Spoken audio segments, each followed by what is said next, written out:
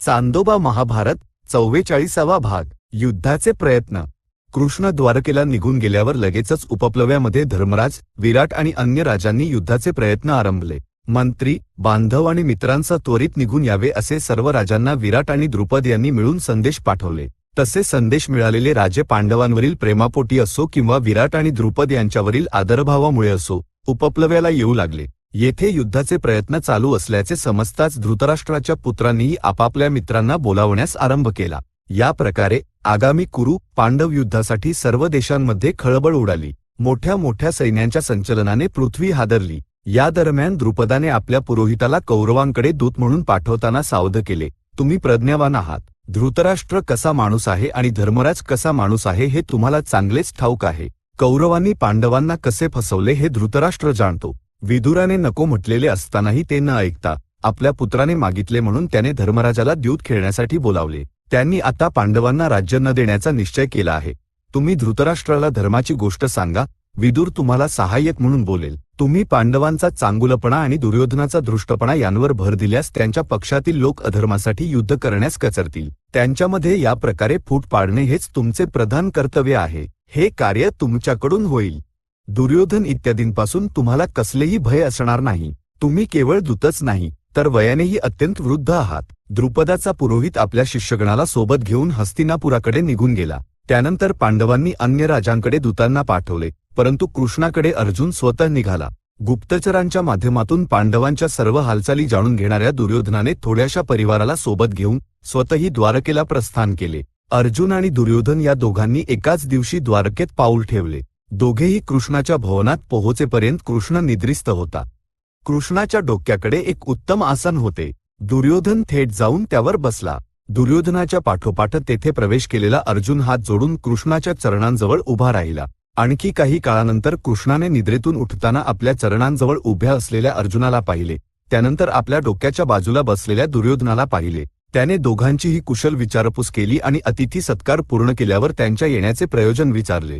दुर्योधनाने स्मितहास्य करत म्हटले, कृष्णा, आमच्यात होऊ घातलेल्या युद्धात तू माझ्या पक्षात राहून सहाय्य केले पाहिजेस.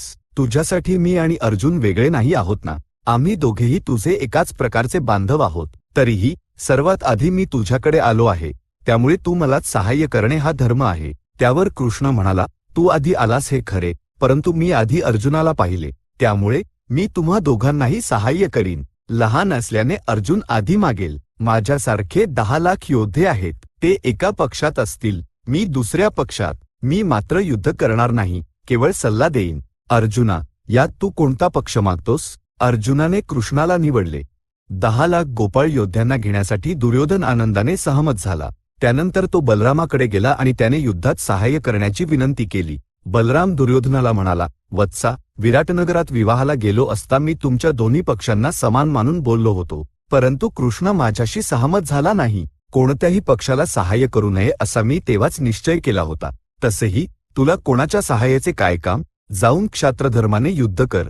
दुर्योधन परमानंदाने भरून गेला. त्याने बलरामाला घट्ट आलिंगन दिले. आपला विजय झाल्याचेच मानून तो कृतवर्म्याकडे गेला आणि त्याने त्याच्याकडे सहाय्य मागितले. कृतवर्म्याने दुर्योधनाला एक अक्षौहिणी सेना दिली. दुर्योधनाने या प्रकारे आपले आलेले काम पूर्ण केले आणि तो हस्तिनापुराला परत गेला. दुर्योधन निघून जाताच कृष्णाने अर्जुनाला विचारले, मी युद्ध करणार नाही असे सांगितले होते ना, मग मलाच निवडून तू इतकी मोठी सेना का गमावलीस? त्यावर अर्जुन म्हणाला, त्या सेनेला तू एकटाच जिंकू शकतोस. सर्व शत्रूंना मी एकटाच जिंकू शकतो. जर तू युद्ध केलेस तर ती सर्व कीर्ती तुलाच मिळेल. मग माझ्यासाठी काय उरेल? मला थोडी कीर्तीची आकांक्षा असल्यामुळे युद्ध न करणाऱ्या तुलाच मी निवडले. तू माझे एक सहाय्य केले पाहिजेस. तू माझा सारथी झाला पाहिजेस. ही इच्छा माझ्या मनात खूप काळापासून आहे. जर तू सारथी असशील तर या कौरव सेनेची काय कथा? सूर आणि असुर एकत्र आले तरीही मी जिंकू शकेन. त्यामुळे माझी ही इच्छा नाकारता पूर्ण कर. तुझी इच्छा नक्कीच पूर्ण करीन, असे वचन देऊन कृष्णाने अर्जुनाला निरोप दिला. मद्रदेशाचा राजा आणि नकुल, सहदेवांचा मामा असलेल्या शल्याला पांडवांनी पाठवलेल्या दूताच्या माध्यमातून बोलावणे आले. तो पांडवांना सहाय्य करण्यासाठी एक अक्षौहिणी सेना आणि महारथी असलेल्या आपल्या पुत्रांना सोबत घेऊन निघाला. मद्रदेशाचे वस्त्र, अलंकार, वाहने आणि रथ विचित्र होते. महापराक्रमी शल्य त्या विचित्र सेनेसह मुक्काम करत पांडव असलेल्या ठिकाणाकडे येऊ लागला. शल्य पांडवांना सहाय्य करण्यासाठी जात असल्याची वार्ता गुप्तचरांकडून समजल्यावर दुर्योधनाने शल्याने जिथे जिथे मुक्काम केला तिथे तिथे आपल्या माणसांकरवी सर्व सुविधा उपलब्ध करून दिल्या. तंबू उभारून त्यांना अलंकृत करवले. अद्भुत भोजनाची व्यवस्था आणि मनोरंजनाची सोय केली. शल्याचा प्रवास अत्यंत सुखद झाला. हे सर्व आपल्यासाठी धर्मराजच करत आहे असे मानून शल्याने एकदा म्हटले, मला या सुविधा देणाऱ्यांना घेऊन या. ते मागतील ते वर मी देईन. गुप्तपणे शल्याच्या मागोमाग असणारा दुर्योधन पुढे आला. शल्याने त्याचा योग्य सत्कार करून म्हटले, वत्सा, तुला काय हवे आहे ते सांग, नक्की देईन. तत्काळ दुर्योधन म्हणाला, राजा, माझ्या सेनेचे नायक व्हा. शल्याने त्यासाठी संमती दिली आणि म्हटले, दुर्योधना, आता तू आपल्या नगराला परत जा. मला धर्मराजाला भेटण्याचे काम आहे. मी त्याच्याशी बोलून तुझ्याकडे येईन. धर्मराजाला भेटून लवकर परत ये. आमचा विजय तुझ्यावरच अवलंबून आहे. असे म्हणून दुर्योधनाने शल्याला आलिंगन दिले आणि तो हस्तिनापुराला निघून गेला. त्यानंतर शल्य उपप्लव्यातील पांडवांच्या सैन्य शिबिरात पोहोचून धर्मराजाकडून अतिथी सत्कार प्राप्त करून नकुल आणि सहदेवांना आलिंगन देऊन त्यांना आपल्या जवळ बसवून धर्मराजाला म्हणाला, राजा, सुखरूप आहेस ना? ईश्वराच्या कृपेने वनवासातून बाहेर पडलास. त्याहूनही भयंकर असा अज्ञातवासही तू पूर्ण केलास. राज्यभ्रष्ट झालेल्या व्यक्तीला कष्टच मिळणार, सुख कोठून मिळणार? कौरवांना युद्धात जिंकून तू सुख मिळवशीलच. त्याआधी तुला आणि तुझ्या भावांना मी सुखात राहताना पाहिले, तेवढे पुरेसे आहे. त्याने धर्मराजाला आपल्या येण्याच्या मार्गात दुर्योधनाने केलेले अतिथी सत्कार आणि त्याला सहाय्य करण्याचे वचन कसे दिले हे सांगितले. सर्व ऐकून धर्मराज म्हणाला, महाराज, तुम्ही जे केले ते चांगलेच आहे. संतुष्ट करणाऱ्याची इच्छा पूर्ण करणे हे ज्येष्ठांसाठी योग्य कार्यच आहे ना. परंतु तुम्ही माझ्यावरही एक मोठे उपकार केले पाहिजेत. तुम्ही युद्धभूमीत कृष्णाच्या समान आहात. जेव्हा कर्ण आणि अर्जुन यांचे युद्ध होईल तेव्हा तुम्हाला कर्णाचे सारथ्य करण्याची आवश्यकता निर्माण होईल. त्यात संदेह नाही. कारण अर्जुनाचा सारथी असलेल्या कृष्णाच्या समान कौरव सेनेत दुसरा कोणीही नसेल. कर्णाचे सारथ्य करताना अर्जुनाचे रक्षण करा आणि कर्णाचा उत्साह भंग करा, हीच माझी प्रार्थना आहे. त्यावर शल्य म्हणाला, तू कसलीही चिंता करू नकोस. संधी आल्यावर दुष्ट कर्णाला मी पाहून घेईन. मी अर्जुनाला विजय मिळेल असे कार्य करीन. धर्मराजाने भोगलेल्या कष्टांचा प्रसंग काढत देवेंद्रासारख्या महान देवाने भोगलेल्या कष्टांविषयी शल्याने या प्रकारे सांगितले. त्वष्टा प्रजापतीने इंद्राशी द्रोह करण्याचा विचार करून इंद्राला जिंकण्यास समर्थ अशा विश्वरूप नावाच्या एका पुरुषाची निर्मिती केली. विश्वरूपाला 3 डोकी होती.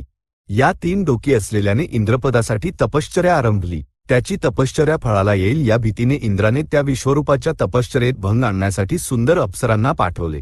परंतु त्या विश्वरूपाची बुद्धी विचलित करू शकल्या नाहीत. तेव्हा इंद्राने स्वतः जाऊन विश्वरूपावर वज्रायुधाने प्रहार करून त्याला ठार मारले. त्यामुळे इंद्राचे भय दूर झाले. परंतु लवकरच त्याहून मोठे संकट त्याच्यावर कोसळले.